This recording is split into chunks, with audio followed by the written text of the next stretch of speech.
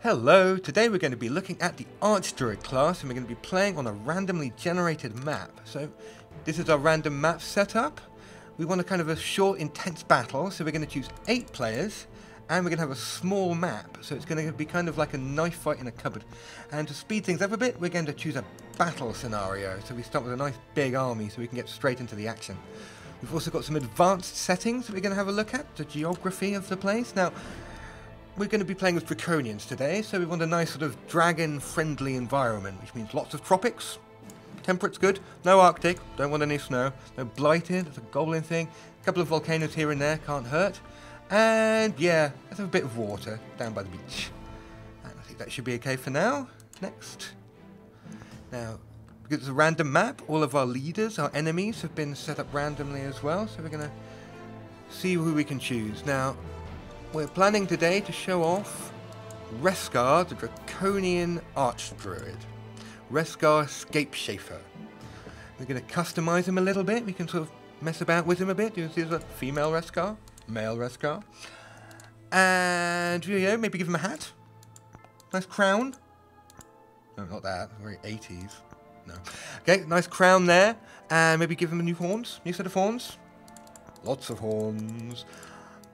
Yeah, stick with these ones. I like those. Yeah, very manly. And off we go. Let's get into the world. Okay, here we are in our freshly created world with Reskar in this little hat. So, this is going to be a free-for-all battle. So, somewhere nearby on this map, there are going to be 7 other players. It's not the biggest map in the world, so we're going to run into them quite quickly. So, we best get prepared for battle. Now, here's our starting city, Reskar, here in his capital of Nisherster, which I don't speak Draconian very well, I'm afraid. Here he is, and he's got with him some Draconian flyers. These are very powerful Draconian infantry, one of the best units that Draconians themselves can make. Got the Draconian Elder, the kind of priest, and some Draconian archers who throw fireballs at people, like little AoE attack. Also down here we've got another secondary army. We've got some shamans. They're a special Arch-Druid unit. They can charm animals, paralyze people and throw poison bolts. Oh, and it looks like they're invisible in swamp, mountain and forest. And they can swim. Sort of all-around survival types, kind of like Bear Grylls, but a dragon. And what else? Oh, and someone's come to say hello. Shane the Pathfinder, who's also an Arch-Druid. He wants to help us spread nature across the world. Right, you can come along, Shane. Okay, now, first things first, select production. So this is our city. Let's make some Draconian hatchlings. These are like a very basic Draconian units, very cheap, very quick. Babies, the Draconian babies that we're going to send into battle. But the good things about them is they evolve. If we can rank them up to gold, they will turn into a bigger, more powerful, grown-up Draconian.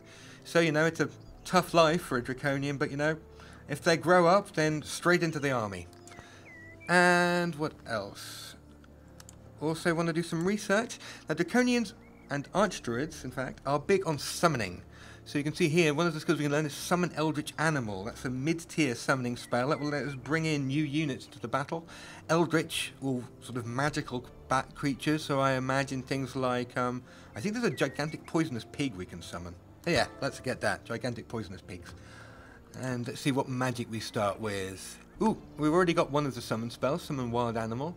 Fertile Domain is quite useful economic spell. Our cities will grow faster. Sunburst, lets us blow people up on the world map. Always fun. And to begin with, in the tactical map, we can throw spears at people. Also nice. What have you got, Shane? Shane can also throw spears at people and rust machines. Right, so here we are. So go exploring. Looks like there's a farm over here. The farm is guarded by some nymphs and a fairy. Yeah, well, I don't think we're really getting much of a match for our mighty Draconian forces. Auto combat. Splat. Thank you. And, ooh, a doggy. We've got a free dog. And some magical slimy shoes of merit. What do they do? Blight weakness and wetland walking and defense. Okay, so they make us tougher. But they also make us more vulnerable to poison damage. And we can walk through swamps more easily. Okay, I'll take it. And we've got a doggy.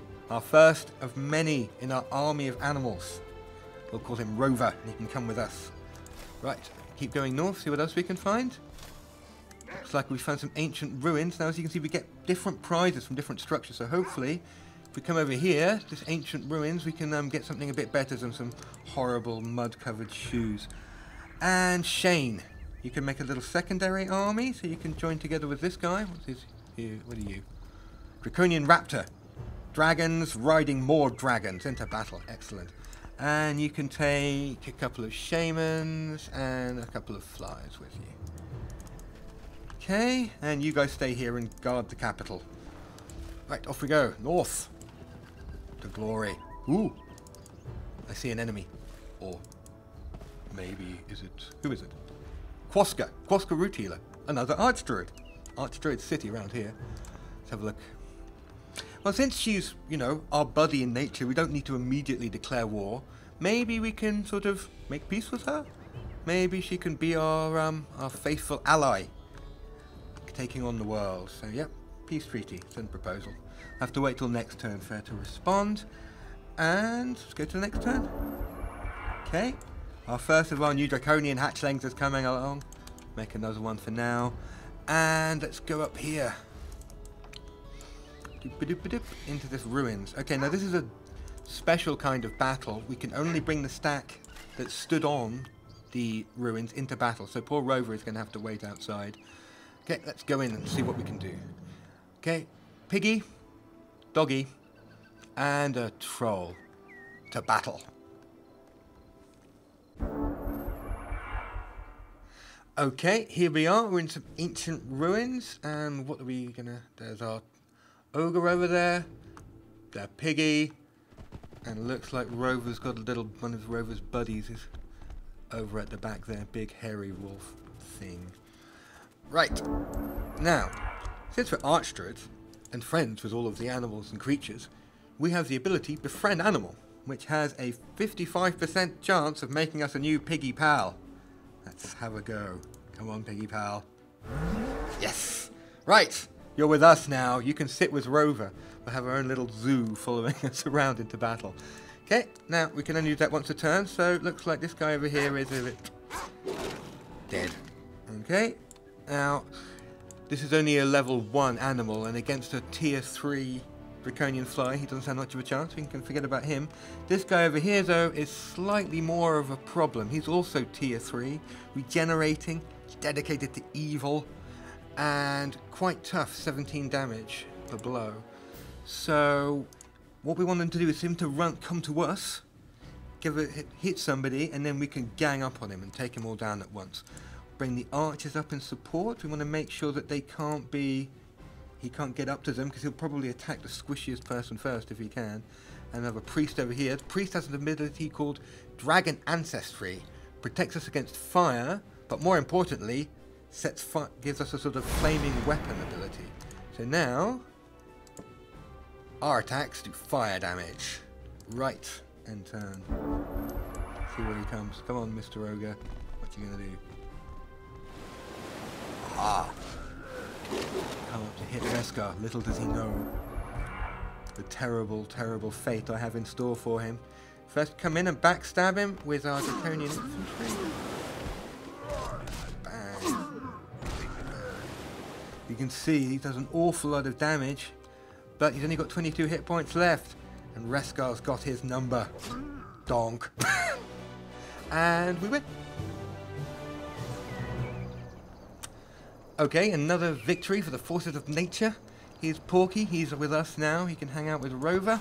And prizes. We get a human civic guard, which is a very low-level human unit. Melody of Oblivious Harmony. Gives us high morale. Okay, well that's interesting. Let's have a look at that. Take that. Okay. Equip that. Oh, we just carry it with us. We don't even need to equip it. Okay, oh, look. We have one happy Reskar. So you can see here that Reskar, since he's won a battle, and since he has this magical book of happiness, he has very high morale, which means that should he get into a fight, he's more likely to give critical hits and things like that. So that's good. And here's a little buddy, new little human ally hiding in this mountain. Send him over to guard the home base. And walk here. I'm going to stand over here. Oh, taking a bit of a detour. With Rover. And flip looks like you're out of move points for this turn. Back over here, it looks like we are now at peace with Quoska. She has accepted our proposal. Okay, now, peace is nice, but let's see if we can take it any further and see if we can actually get an alliance with her. Now, currently, our relationship is polite, so maybe we need to give her something which to make her like us a bit more. We can't give her capital. Can you give her money, or gold, or mana or something? No. Or, we could give her the slimy shoes of poison. I think we should give her the slimy shoes of poison. Women love slimy shoes of poison. I know these things. And an alliance proposal. There you are. Send a proposal. Sure, that's going to go down like a house on fire. And Shane, what are you up to? Okay, looks like you've got a bandit camp here. We should kill that for our new ally. Hopeful new ally.